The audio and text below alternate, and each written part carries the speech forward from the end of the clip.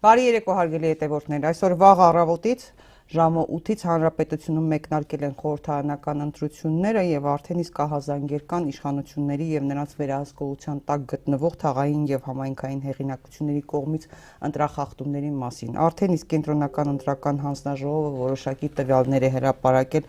մասնակցության մասին եւ համեմատություններ անցկացրել տարբեր թվերի ընտրությունների հետ։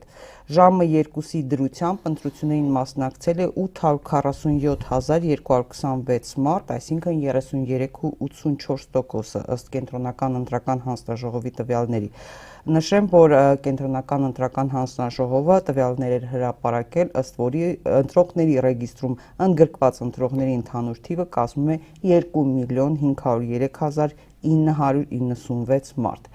168 ժամ այս ամբողջ ընթացքում մինչև տեղամասերի փակվելը, այսինքն ժամը 20:00-ն եւ դրանից հետո ուղիղ եթերով հարցազրույցներ կանցկացնի, կներկայացնի իրավիճակը տարբեր ընտրատեղամասերում եւ առհասարակ հանրապետությունում եւ ընտրախախտումների հետ կապված եւ կանխատեսումներ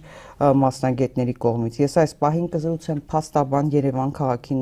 նախկին դատախազ Ռաֆի Ասլանյանի հետ։ Պարոն Ասլանյան, շատ շնորհակալ եմ այս լարված օրը, որ հրավերս ընդունեցիք եւ եկաք զրուցելու։ Պարոն Ասլանյան, նախ սկսենք ինչպես է գնահատում ընտրությունները։ Վաղ առավոտից արդեն իսկ ահազանգերին, ես չգիտեմ արդեն քանի հազարի են հասել ընտրախախտումները։ Առայժմ միակ գոհացուցիչ հանգամանքը ընտրությունների մասնակցության բարձր տոկոսն է։ Մնացած առումներով ընտրախախտումների տեսանկյունից, ապօրինի միջամտության տեսանկյունից մենք կարող ենք ասել, որ ունենք ցավոք սրտի աննախադեպ ընտրություններ, այն իմաստով, որ իշխանությունը ամենաբիրտ մեթոդներով միջամտում է ընտրությունների ընթացքին, ինչը նաև կանխատեսելի էր։ Մենք տեսել ենք ամիսներ առաջ եւ ամիսների ընթացքում Նիկոլ Փաշինյանը եւ իր կցորդները ինչպիսի վարքագիծ են դրսեւորել ընդդիմության նկատմամբ, հասարակության նկատմամբ առհասարակ, այնպես որ սա նորություն չի, բայց ես ցանկանամ մեր հայրենակիցներին տեղեկացնել, որ սա հնարավոր է չեզոքացնել, անկախ նրանից որքան էլ կեղծիքներ արվեն, միջամտություն արվի, սա հնարավոր է չեզոքացնել մասնակցության բարձր մակարդակով։ Այսինքն, եթե մասնակցությունը լինի 65 եւ ավելի տոկոս, ընդհանուր ես կարծում եմ ցանկացած կեղծիքի պայմաններում Նիկոլ Փաշինյանը այլևս չի կարող վերարտադրվել։ Պարոն Ասլանյան, նախ մի ճշտում կատարեմ։ Դուք եք հիշում տարբեր տարիների ընտրություններ, այո, ընտրակեղծիքներ եղել են, բայց այս չափի ու այս լկտիության, բաներ, ես դրվագներ քիչ եմ հիշում, իհարկե, եղել են ընտրակեղծիքներ, մի կոշիկի զույգը տվել են, մյուսը ասել են ձայներ քվեարկելուց հետո կտանք, չգիտեմ, մուրաբա, տուկի թել, չգիտեմ, պարարտանյութ, մենք լցոնումներ, շատ բաներ ենք տեսել, այնպես չի, որ այս 30 տարիների ընթացքում մենք բան չենք ունեցել, այսպես կատարյալ ընտրություններ, նույնիսկ 90 առաջին ընտրությունները, բայց այս չափի լկտիություն, բացահայտ եւ այս Նիկոլ Փաշինյանը դուք ինքներ նշեցիք, ինչ սպառնալիքներ էր հնչեցնում։ Այսպիսի բառամթերք, կզծնեմ, սատկացնեմ, սպանեմ, բանտերը լցնեմ, ինքը ով է որ դա անի, ինքը ով է որ դրա մասին հայտարարություն անի։ Տեսեք, Նիկոլ Փաշինյանը ակնհայտ է, որ քաղաքական հոգեվարք է ապրում եւ իր հոգեվարքի մեջ ներգրավել է իր բոլոր համակիրներին եւ ընտրությունների աննախադեպ լինելը իմ կողմից ընդգծվեց այն իմաստով, որ իրավապահ մարմինները երբեք այսքան ներգրաված չեն եղել ընտրությունների ընթացքին։ Այո, մենք կեղծված ընտրություններ ունեցել ենք, խնդիրներ միշտ եղել են, բայց իրավապահ մարմինները միշտ չեզոքություն պահել են։ Այսչափ չեն ընդգրկված։ Այո, այսչափ ընդգրկված չեն եղել, բայց այսօր իրավապահ մարմինները վերածվել են Նիկոլ Փաշինյանի նախընտրական շտաբերի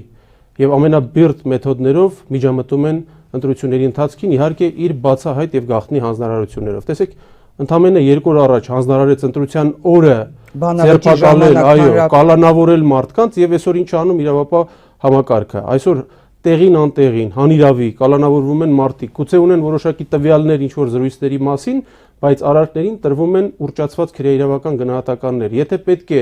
որոշակի կարգավիճակ տալ 1 անձի, կարգավիճակ է տրվում 10 անձի, այսինքն նպատակը որն է, որպեսզի չեզոքացնեն հիմնական ընդդիմադիր ուժերի շտաբների պատասխանատուներին, վստահված անձանց, ընտրատեղամասերում տվյալ կուսակցությունների կողմից առաջադրված հանձնաժողովի անդամներին, դա կհեշտացնի ընտրության ընթացքի կեղծումը։ Այսինքն որպեսզի վերահսկողության մակարդակը թույլ լինի եւ իշխանությունը հնարավորություն ունենա կեղծել ընտրությունները եւ սա առավել արտահայտիչ է մարզերում։ Գուցե Երևան քաղաքում ավելի քիչ է, մարզերում այս պահին ահավոր վիճակ է, հատկապես Գեղարքունիքի մարզում, Մարտունու տարածաշրջանում, Թալինի տարածաշրջանում, այսինքն Արագածոտնի մարզում, այսինքն այն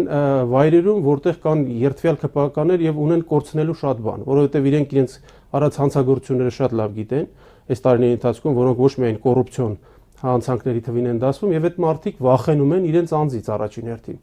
եւ անում են այնպիսի գործողությունների են գնում, այնպիսի քայլերի են գնում, որ նույնիսկ չափավոր մտածողության սահմաններում դա դժվար է պատկերացնել։ Հետևաբար ես կարծում եմ, որ հասարակությունը այս ամենին կարող է դիմադրել միայն բարձր մասնակցությամբ։ Ընդ որում բացահայտ խախտումներ են կատարվում նաև զինծառայողների ընտրության իրավունքի իրացման իմաստով, զինվորները ուղղորդվում են ակնհայտորեն։ Ես բազմաթիվ անձանց հետ արդեն խոսել եմ, զինվորներին կոնկրետ հրանգված է թե ինչ պետք է անել։ Նույն կերպ նաև տարբեր մանկապարտեզների, դպրոցների կոլեկտիվներին, այսինքն այսպիսի բիրտ մեթոդների կիրառում եւ այսպիսի տոտալ վերահսկողություն տարբեր պետական ծառայողների նկատմամբ,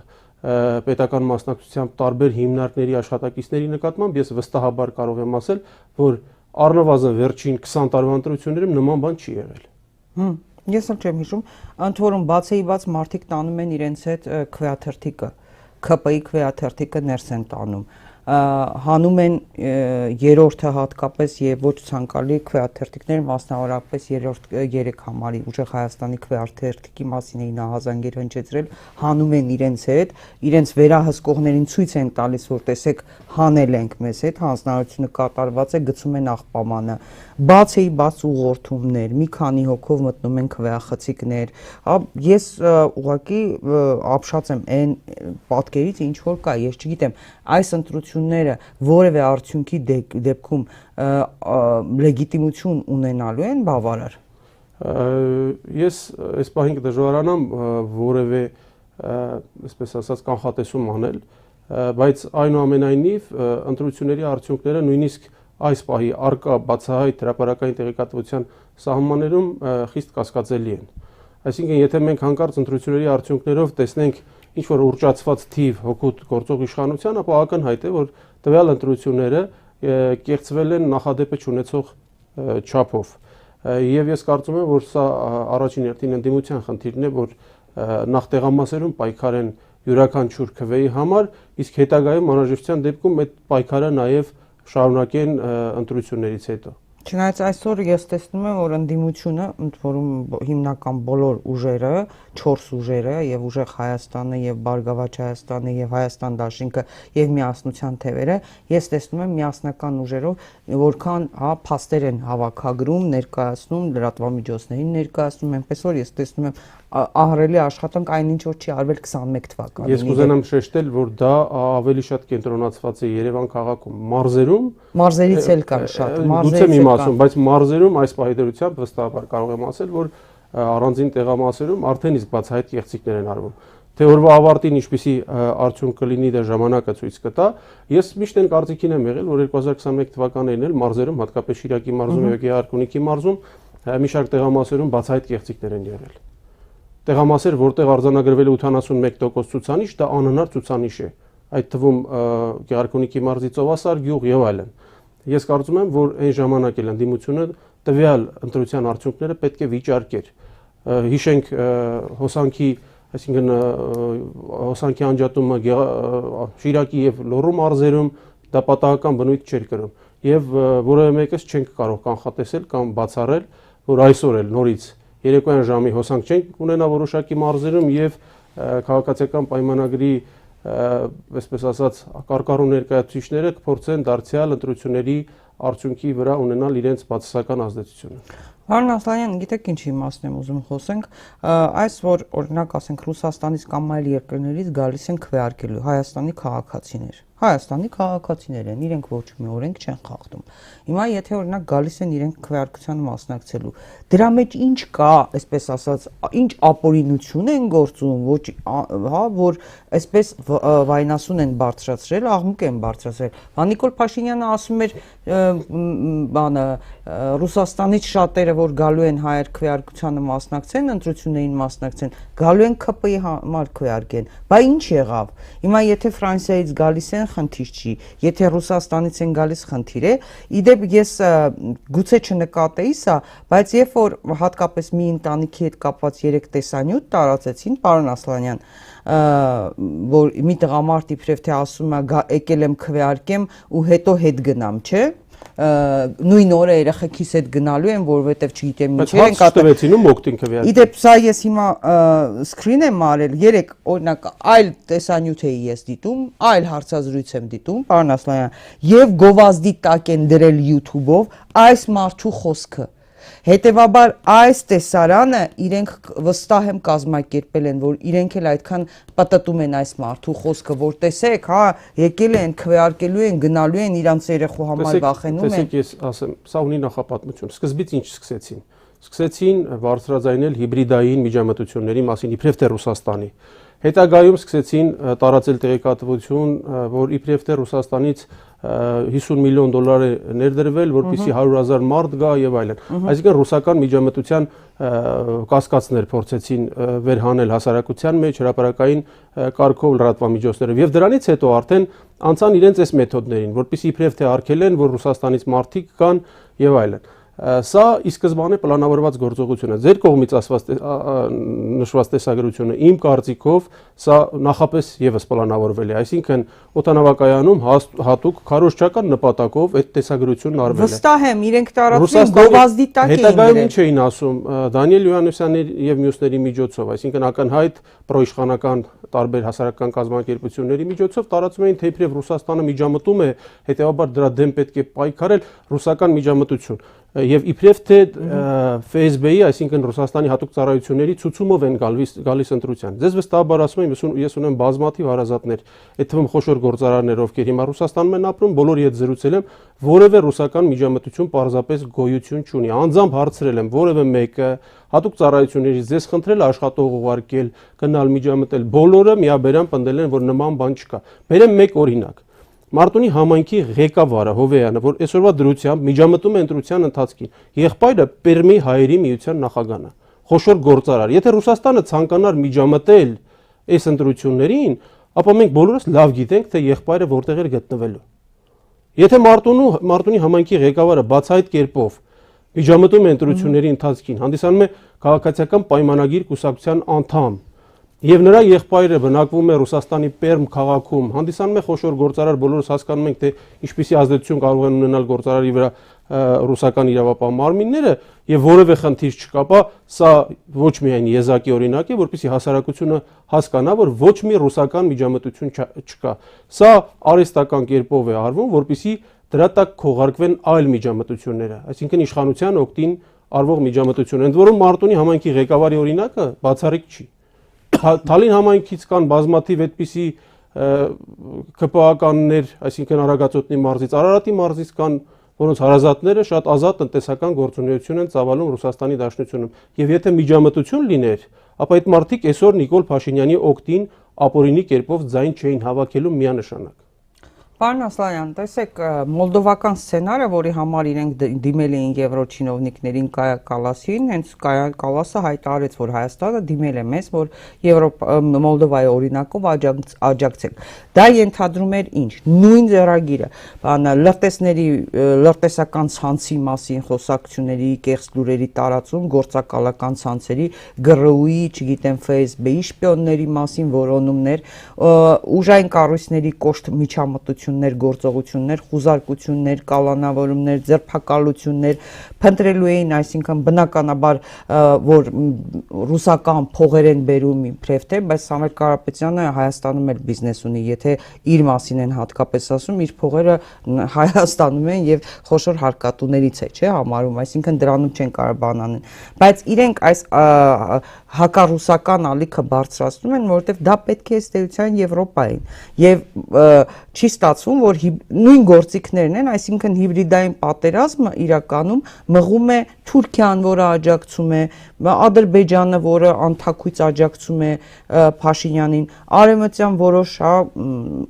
այսպես չասեմ ամբողջ արևմուտքը, որովհետև դա սխալ է, ամբողջ արևմուտքը չի պաշտպանում, հա, այսպես ասած լիբերալ կամ նեոկոնի թևը գուցե ասենք։ Հիմա չի ստացվում, որ հիբրիդային պատերազմը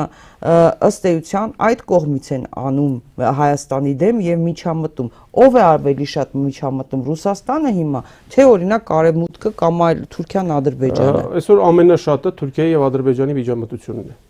որը գերազանցում է եւ Ռուսաստանին եւ Արևմուտքին։ Ռուսաստանը առհասարակ միջամտություն չունի։ Ես օրինակները բերեցի։ Դե չէ, այդպես չի, որ Պուտինի խոսքն են օգտագործում։ Եթե Ռուսաստանը ցանկանար միջամտելու մի շարք լծակներ ուներ։ Իսկ Նիկոլ Փաշինյանը ցանկացած այլախոհի, հատկապես ընդդիմադիր անձի նկատմամբ, ով ներուժ ունի, այս մարդը ունի գենետիկ հակակրանք, այսինքն իր բնավորությունն է դա։ Այսօր ինչու է ատում Սամվել Կարապետյանին։ Ատումը նրա համար, որ հասկացել է, որ Սամվել Կարապետյանը լուրջ ուժ է։ Այսինքն անընդհատ Սամվել Կարապետյանը իրեն երբեք չէր վիրավորել, միջև իր վիրավորելը։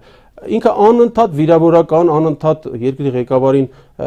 ոչ հարիր լեքսիկոնով վիրավորում էր, կալուգացի օլիգարխ եւ այլն, միջև այդ մարդը արտաբերեց։ Բայց մինչև դա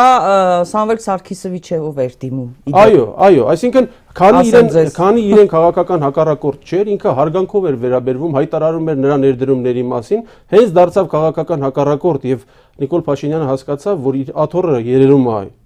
Այսինքն ինքը արդեն իշխանության խնդիր ունի, սկսեց վարկաբեկել։ Նիկոլ Փաշինյանն իր էությամբ էսպիսի մարդ է։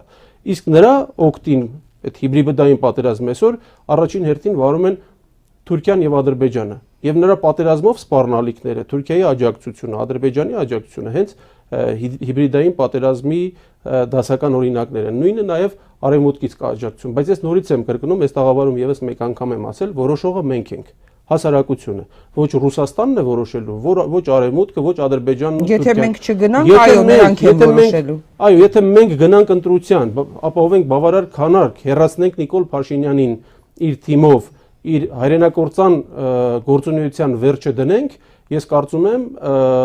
որևէ արտաքին հովանավոր չի փրկելու նրան։ Եվ նորից կրկնեմ, յուրաքանչյուր քաղաքացի, քանի դեռ ընտրությունները չի ավարտվել, երբ մտնում է քվեախցիկ, պետք է իրեն հարց տա, արդյոք իր Ալիևի եւ Էրդողանի կարծիքը պետք է համընկնի Հայաստանի ճակատագրի հարցում։ Եվ արդյոք ինքը բարոյական է, եթե քվեարկում է այն մարդու օգտին, ում սատարում է Իլհամ Ալիևն ու Քյամրամը։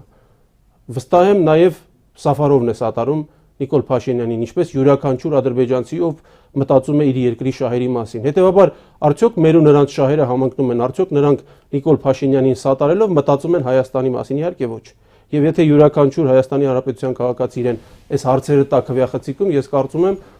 արդեն իսկ կհասկանա, որ Նիկոլ Փաշինյանի օգտին չպետք է քվեարկի։ Իդեպ հիշեցնեմ հարգելի հետևորդներ, Բաքվի փողոցներում ադրբեջանցի փորձագետներ իր էջում տեղադրել Facebook-յան էջում Նիկոլ Փաշինյանի լուսանկարով պաստառներ կախված այսօրվա ընտրությամբ պետք է Բաքվի փողոցներից բացառենք Նիկոլ Փաշինյանի նկարը։ Սա է ընտրությունը, մեր ընտրությունը կոչված է դրան։ Հետևաբար Հայաստանի Հանրապետության քաղաքացիները պետք է հասկանան, որ իրենք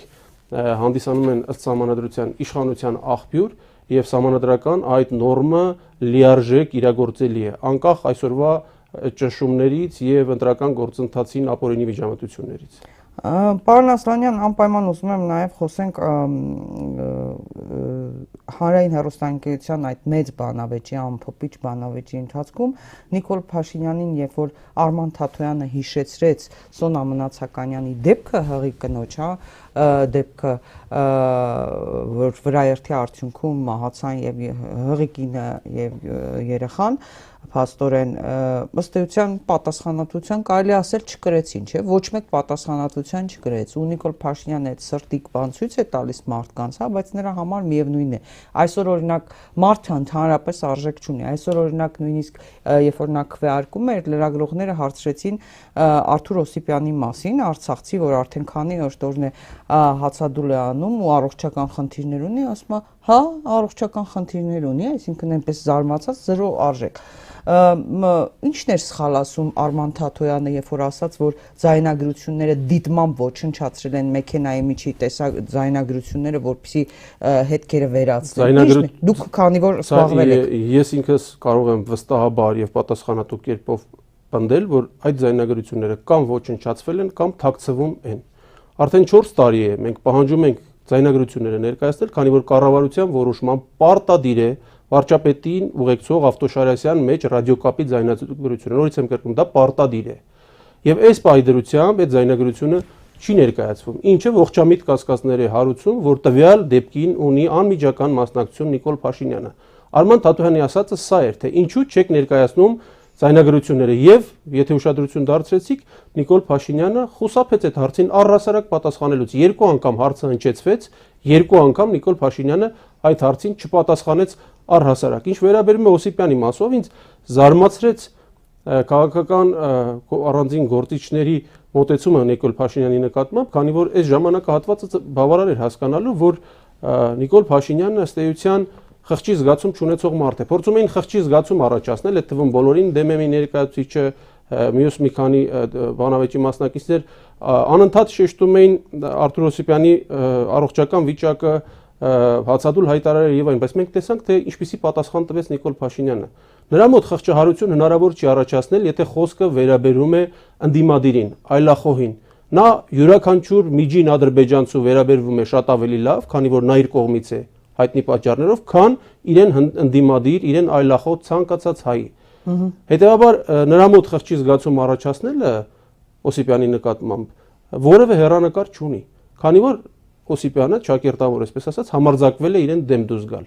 Եվ բոլոր են անձանց նկատմամբ, ովքեր իր դեմ են խոսում, քաղաքական հայտ են ներկայացնում առավել եւս իր իշխանության դեմ, նա չունի որևէ խղճի զգացում։ Սա պետք է իմանանք։ Ինչ վերաբերում է, նորից կրկնեմ, Սոնամ Նացակյանի վերաերթի գործին, այստեղ մեր մոտ ողջամիտ կասկած է ձևավորվում, ինչի մասին ես դժոխք կողմի անունից եմ բարձրաձայնել, որ Հայաստանի Հանրապետության վարչապետը որոշակի առնչություն ունի տվյալ դեպքին, քանի որ պարտադիր կառավարության որոշումով պարտադիր համարվող ձայնագրությունները մինչ օրս չեն ներկայացվել եւ չեն ուղարկել, ընդ որում ձայնագրող սարքը դատարանը մեր բողոքը բավարարել է, պարտավորեցրել է ձայնագրող սարքն ուղարկել փորձաքննության, որպեսզի գոնե փորձաքննության արդյունքում հասկանանք լավ ինչի՞ չձայնագրվեց, եթե ասում են չի ձայնագրել, դա եւս չեն արել։ Այսինքն ինչի՞ չեն արել, վախեցել են, որ հանկարծ փորձագետները կարող են ասել դիտավորյալ փչացված է։ Հա, օրինակ կարող է, բայց կլսվեր արդեն, որ կանգնեցրել է մեքենան, թե ոչ, թե ասել է քշի։ Օրինակ արագացում արվել է, թե չէ, ով է վարորդին ասել արագ քշի։ Ինչպիսի հանձնարարություն նախորդ ավտոմեքենաներից, ինչ հանձնարարություններ են ստացել, հենց սրա համար է, մենք ուզում ենք հասկանալ։ Հա, բայց փաստ է, չէ՞, նա նույնիսկ չկանգնեց, որ բացի դրանից, նախ դեպքից հետո չկանգնելը, սա բարոյական մասով կա արդեն խնդիր։ Չէ, ուզում եմ ասեմ, արդեն իսկ անբարոյականությունը, ենթադրենք նույնիսկ ոչնչացրել են։ Արդեն իսկ անբարոյականությունը, երբ որ դու վրայերթի ես ենթարկում հղի կնոջ ու չես կանգնում, որ գոնե օգնես։ Սա հարցի մյուս կողմն է։ Ես ավելի շատ կուզենամ շեշտադրել իրավական կողմը, այսինքն մենք այսօր Շարասյան ղեկավար կազմի արարքին մինչ օրս քրեիրավական գնահատական տրված չի։ Դատարանները անընդհատ իրավունքի խախտում են արձանագրում, պարտավորեցնում են վերացնել միջդատական վարույթում կայացված որոշումները, բայց այս պահի դրությամբ ոչ մի քրեիրավական պատշաճ գնահատական տրված չի։ Իսկ այդ ձայնագրությունը դեպքի վրա, այսպես ասած, լույս կսփռեր եւ հնարավորություն կտար հատկապես Շարասյան ղեկավար կազմի արարքներին տալ ճիշտ քրեիրավական գնահատական, ել չեմ խոսում վարորդի մասին։ Հետևաբար Արման Թաթոյանի հարցադրումը դրան էր ուղղված, թե ինչի չեք տրամադրում ձայնագրությունը, ինչի չեք սարքը ուղարկում փորձաքննության, ով ոչնչացրեց այդ ձայնագրությունը, եթե չկա, չէր կարող տեխնիկական վրիպակի արդյունքում չձայնագրվել ինչպես ոստիկանությունն է պատասխանում։ Հաց բերողի բանը հիշեց, ինչ կապ ուներ Ես նորից կրկնեմ, հաց բերողի Բայց լավ պատասխանեց Արման Թաթոյանը, դատախազի հարցրա, բերել է իր դատախազը էր Տեսեք, հաց բերողի մասով, ասեմ, հաց բերողի մասով Արման Թաթոյանը որպես մարդու իրավունքների պաշտպան որևէ լիազորություն չունի կալանքից ազատելու, ինչպես չունի այսօր մարդու իրավունքների պաշտպանը քաղաքական բանտարկյալներին կալանքից ազատելու։ Դա պետք է մենք հասկանանք։ Ինչ վերաբերում է զուտ մարդու իրավունքների պաշտպանի պաշտոնից բխող գործառույթներին, ապա Արման Թաթոյանը այդ ամբողջը արել է, ինչի մասին ասեց Նիկոլ Փաշինյանին։ Հարյուրավոր անգամներ այցելել է դատապարտյալին։ Դրա մասին տեղյակ է պահել ընդդիմադիր падգամավոր Նիկոլ Փաշինյանին, մշտապես գտնվել են կապի մեջ։ Նիկոլ Փաշինյանը թող տար հարցի պատասխանը, թե ինչպես է տվյալ գործով քննիչ Էդիկ Հակոբյանին նշանակել հակակոռուպցիոն կոմիտեի նախագահի տեղակալ, ինչպես է Արթուր Դավթյանին պահել գլխավոր դատախազ եւ օգտագործել իր քաղաքական նկատառումներով, երբ Արթուր Դավթյանը այդ գործով անմիջական վերահսկողություն էր իրականացնում տարիների ընթացքում, ինչպես է տվյալ գործով հացբերողին կալանավորող դատավորին հետագայում նշանակել Երևան քաղաքի ընդհանուր իրավասության դատարանի նախագահ։ Թող Նիկոլ Փաշինյանը այս հարցերին պատասխանի։ Ես կարծում եմ, որ Նիկոլ Փաշինյանը այն մարդը չի, ում հարցադրումներին պետք է լուրջ վերաբերվել, քանի որ ինքը այնքան խոցելի է իր գործունեությամբ, առհասարակ իրավապահ համակարգի նկատմամբ եւ դատարանի նկատմամբ իր վերաբերմունքով։ Հաջորդ քայլը, երբ ինքը իր անգործությունը վերագրում է դատավորներին իբրև թե խոսում է դատական մաֆիայի մասին։ Ես ինքս հաշվարկել եմ, հաշվել եմ 2018 թվականից հետո նշանակված քրեական գործերով դատավորների քանակը 70%-ից ավելին է ընդհանուրի մեջ։ Այսինքն 70%-ը նշանակվել է Նիկոլ Փաշինյանի կառավարման ժամանակահատվածում։ Այդ դատական մաֆիան նշանակում է ինքն է ստեղծել։ Եթե այսօր ինքը մեղադրում է ընդ որում ասեմ, որ բազմաթիվ են այդ դատավորների մեջ գերպրոֆեսիոնալ դատավորները, ովքեր իսկապես արժանի են դատավոր լինելուն, բայց Նիկոլ Փաշինյանը իր քաղաքական նպատակներով, իր քաղաքական նպատակահարմարություններից ելնելով այսօր էլ թիրախ է դարձրել դատական համակարգը եւ ինչպես Թաթոյանն է ասում, ինքը քողարկում է, որ սահմանադրությունը Ալիևի պահանջով է փոխելու։ Հասարակությանը փորձում է ներկայացնել, թե իբրև դատավորներին փոխելու համար է սահմանադրությունը պետք, որպեսզի նրանք դառնան պաշտոնակատարներ, հետո բարեվարկություն անցնեն, նոր նշանակվեն դատավորներ։ Նորից կրկնեմ, իր կողմից արդեն իսկ նշանակված 70% դատավորներ է, որոնց ինքը կարող էր չնշանակել, եթե տվյալ դատավորը արժանի չէր, իր իշխանության ժամանակ են նշանակվել։ Սա ինչ է նշանակում, որ Ալիևի պատվերով սահմանադրական փոփոխությունները Նիկոլ Փաշինյանը փորձում է փոխակերպել իբրև թե դատաիրավական համակարգի բարենորոգման, ինչպես ինքն է նշում, անհրաժեշտությամբ։ Ես կարծում եմ, որ մտավոր նույնիսկ նվազագույն ծավալ ունեցող Հայաստանի Հանրապետության քաղաքացիները այս ամեն ինչը հասկանում են, իսկ գործընկերները, քննիչները, դատախազները, դատավորները պետք է հետևություններ անեն, որովհետև Նիկոլ Փաշինյանը իրենց ճակերտավոր զոհաբերելու հարցում որևէ սահմաններ չունի, դրա հիմքում չի կարող լինել որևէ բարոյական կամ իրավական որևէ, այսպես ասած, հիմնավորում եւ օրեցօր, եթե Նիկոլ Փաշինյանը վերարտադրվի, նրա հետ աշխատելը ավելի է բարդանալու։ Քիչ առաջ տեղեկություններ ստացանք, որ բազմաթիվ քաղաքացիներ ահազանգում են, որ վարչական դատարանը չի տրամադրում դատական ակտերը, որպեսզի մարդիկ կարողանան գնալ եւ կատարել իրենց ընտրությունը, այս մասին տեղեկություն է տարածել ուժեղ Հայաստան Դաշնքի անդամ Շիրազ Մանուկյանը։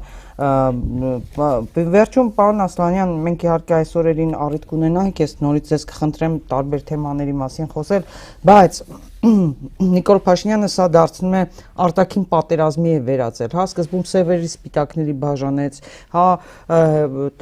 հիմա բաժանելը այս հակառուսական արշավն է սկսել, Ռուսաստանի հետ պատերազմի մեջ է ներքաշել եւ Հայաստանը հայտնվել է այսպես գերտերությունների ճիրաններում, հա, մեջտեղ է բերել։ Նախ չեք կարծում, որ այսպիսով մեծ ավելի աղետալի պատերազմի մեջ է նա ներքաշում ըստ էության, որովհետեւ մենք մտել ենք գերտերությունների պատերազմի մեջ, մենք դարձել ենք, չգիտեմ, պլացդարմ ասեմ, ինչ դարձնեմ, եւ ինքը փաստորեն սրում է մարդկանց այսպես մոլորեցնելով, թե հեսա գնալու ենք Եվրոպական միություն, հեսա գնալու ենք Եվրոպա, հեսա վիզային ռեժիմ ենք ունենալու, հեսա Եվրոպա ենք դառնալու, այսինքն հիմա էլ այս արտաքին պատերազմի, հա, գծել հակառուսական պրոեվրոպական, չգիտեմ, ասած որքանով է սա վտանգավոր ըստ ձեզ, որքանով են մեզ սպասում Եվրոպայում, այս պատերազմից մենք կարողանալու ենք ինչ որ ձև դուրս գալ։ Նախ Նիկոլ Փաշինյանը իր բնավորությունը տարածել է մեր երկրի վրա,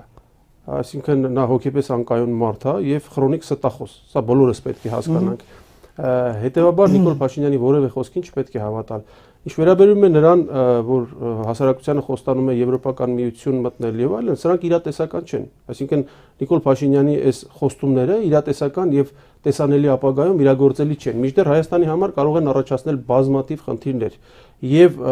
հակադրությունները գերտերությունների մեր երկրում ստեղծելը հենց բխում է Նիկոլ Փաշինյանի էությունից։ Դեռևս 2021 թվականի ընտրություններից հետո ես առիթ ունեցա ասելու, որ դեռ մենք Նիկոլ Փաշինյանի վերարտադրության հետևանքները տեսնելու ենք։ Շատերը կարող եք ասել, թե արդեն տեսանք։ Արցախյան պատերազմը բավարար էր, ես ինքս ասում էի, որ դեռ ավելի բացասական հետևանքներ կլինեն ու կարող է որոշ մարդիկ ասեին, թե ինչ հետևանքներ, տեսանք ինչ հետևանքներ։ Մենք ունեցանք Արցախի լիարժեք կորուստ, դրանից հետո ունեցանք հայկական Հայաստանի Հանրապետության ինքնիշխան տարածքի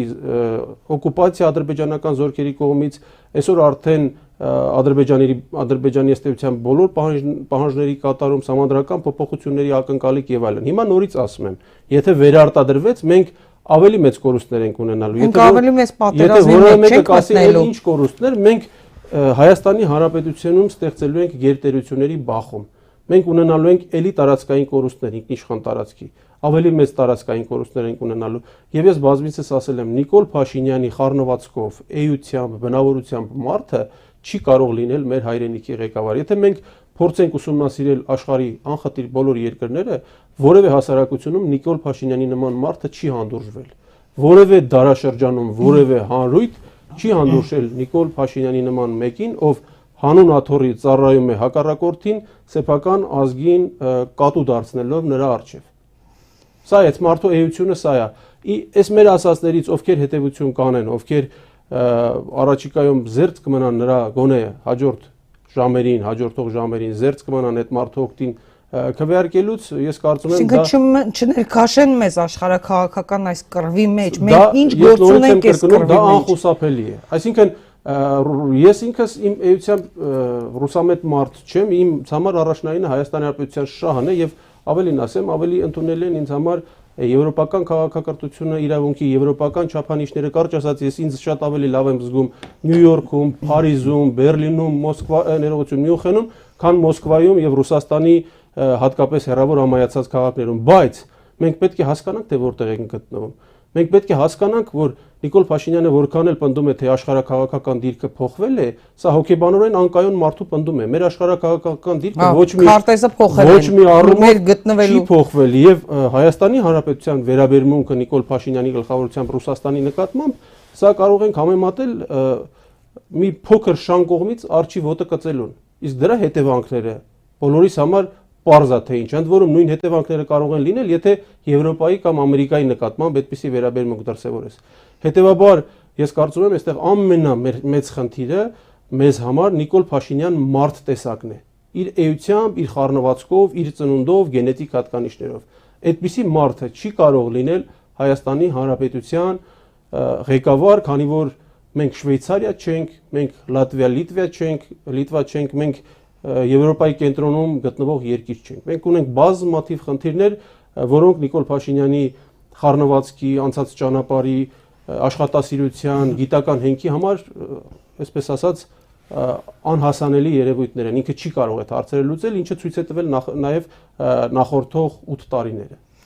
Պարոն Ասլանյան, 2 ժամ 15 րոպե մնացել մինչև ընտրատեղամասերի փակվելուն, իհարկե արդեն ձեր խոսքում ասեցիք, շատերս ասում ենք, որ սա գիտակցում ենք ճակատագրական ընտրություն է, ձեր խոսքը ուղղված քաղաքացիներին, ձեր գործընկերներին, ձեր ոլորտի ներկայացուցիչներին, որովհետև իրենք գոնե ներսից տեսնում են ինչպես են քանդում երկիրը, ինչպես են քանդում համակարգը եւ շատ-շատերին օգտագործում։ Ձեր խոսքը խնդրեմ ու ամփոփեք։ Ես նախ բոլորին կոչ եմ անում քվեարկությանը, հետագա քվեարկությանը մասնակցել իրենց խղճից ելնելով, իրենց ներքին մղումներից ելնելով, որովհետև կան ցավոք սրտի մարդիկ, ովքեր նույնիսկ Նիկոլ Փաշինյանին դեմ են, բայց քանի որ պետական ծառայություն ունեն, իրենց պարտավորված են զգում քվեարկել նրա օգտին։ Պետք է հասկանալ, որ քվեարկությունը գաղտնի է։ Հետևաբար յուրաքանչյուրը պարտավոր է քվեարկել իր ինտելեկտին համահունչ եւ ամեն ինչ անել, որպեսզի մենք հենց այսօր բացառենք այս հայրենակործան իշխանության եւ Նիկոլ Փաշինյանի հետագա պաշտոնավորումը։ Ես կուզենամ, որպեսզի այս առիթը օգտագործենք, քանի որ նման հաջորդ առիթը լինելու է 5 տարի հետո, որը վստահաբար արդեն ուշ է լինելու։ Այսինքն մենք 5 տարիների ընթացքում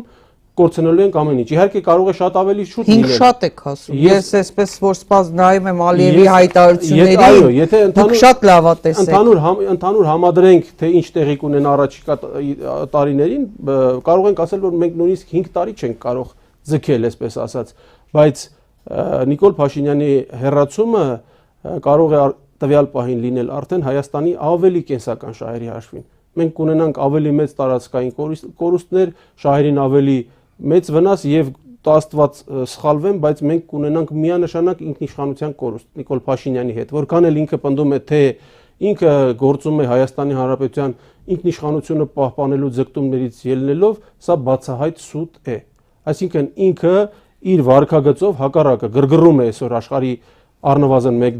գերտերության, որպեսզի մեր համար խնդիրներ ստեղծվի։ Եվ ես ինքս այն կասկածը ունեմ, որ այսօր եթե մենք Նիկոլ Փաշինյանին չհեռացնենք, տեսանելի ապագայում ընդհանուր ունենալու ենք ինքնիշխանության եւ տարածքային կորուստներ։ Շնորհակալ եմ, պարոն Ասլանյան, հյուրընկալվելու համար։ Հարգելի հետևորդներ, հիշեցնեմ կրկին, որ իմ զրուցակիցն էր փաստաբան Երևան քաղաքի նախկին դատախազ Ռաֆի Ասլանյանը։ Պարոն Ասլանյանի հետ դեռ առաջիկա շաբաթվա ընթացքում կհասցնենք այլ թեմաներ էլ քննարկել։ Հետևեք մեր ուղիղ եթերին, մենք կներկայացնենք Վեհափար Հայրապետի խոսքը քվեարկությունից անմիջապես հետո Բագրատ Սրբազանի, Միքայել Սրբազանի խոսքը եւ կզրուցենք Դեմոկրատական այլընտրանք կուսակցության նախագահ Բարգավաճ Հայաստան կուսակցության նախընտրական ցուցակի ներկայացուցիչ Սուրեն Սուրենյանցի հետ։